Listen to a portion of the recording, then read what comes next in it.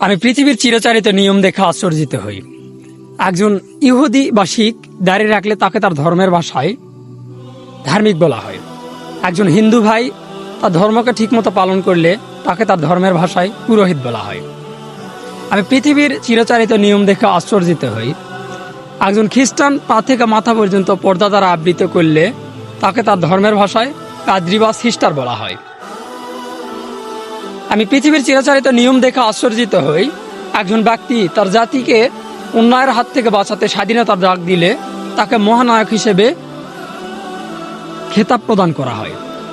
আমি পৃথিবীর চিরাচরিত নিয়ম দেখে আশ্চর্যিত হই তখনই যখন দেখি একজন মুসলিম ভাই সত্যকে সত্য হিসেবে উপস্থাপন করে, মিথ্যাকে মিথ্যা হিসাবে সাক্ষ্য প্রদান করে, কিন্তু সেই ব্যক্তিটির যদি দাড়ি টুপি থাকে তখন তাকে মৌলবাদী হিসেবেই প্রমাণ করা হয়।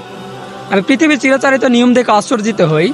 একজন মুসলিম নারী যখন পর্দা করে তখন তাকে জঙ্গি সংগঠনের সদস্য হিসেবেই অন্তর্ভুক্ত করা হয়।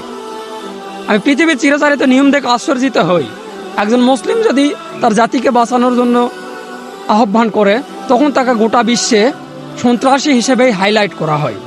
আমি পৃথিবীর চিরাচরিত নিয়ম দেখে আশ্চর্যিত হই।